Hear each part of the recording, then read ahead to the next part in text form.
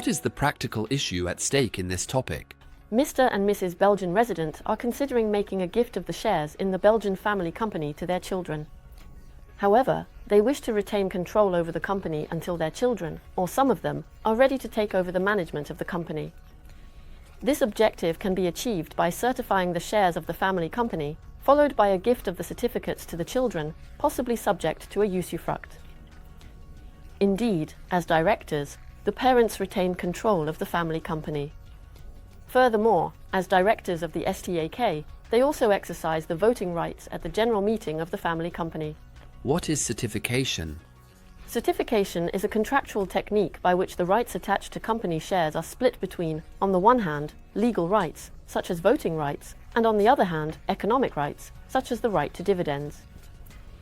The split takes place through a legal entity known as an administrative trustee. The legal entity obtains legal ownership of the shares and issues certificates representing the economic rights of the shares. What is the legal framework surrounding the certification of shares in Belgium? Initially, Belgian law did not provide a legal framework regarding the certification of company shares, which is why Belgian shareholders would cross the border and use the Dutch STAK for the certification of company shares. Since 1948, a legal framework has been established regarding the certification of shares in Belgian companies.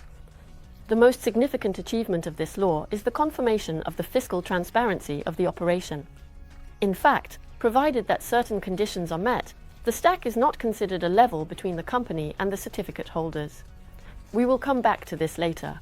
In the absence of specific details in the law, the issuer of certificates can be either a Belgian or a foreign legal entity. What are the conditions for the application of fiscal transparency?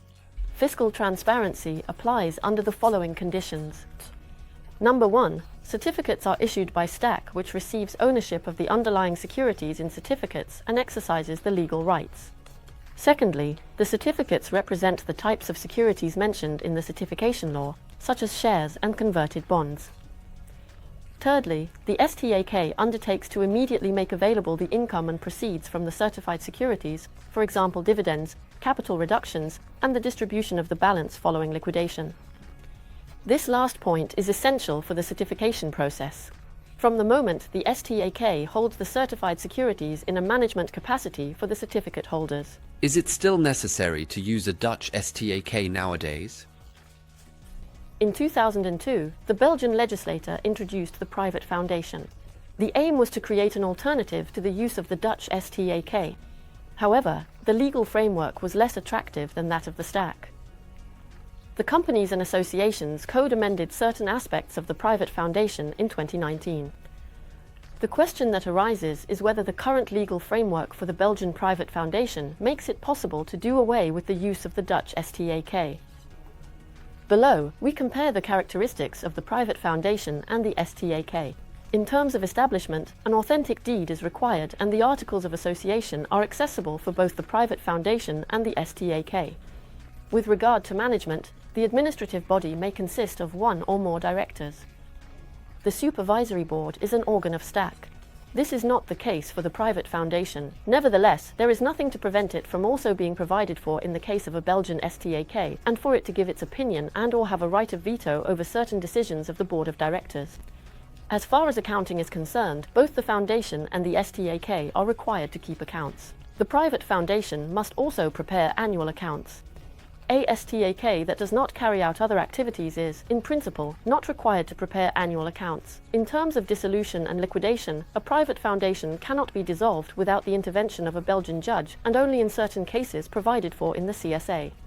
The intervention of a Dutch judge is not required for the dissolution of a STAK, but it can be useful for a more efficient dissolution and liquidation.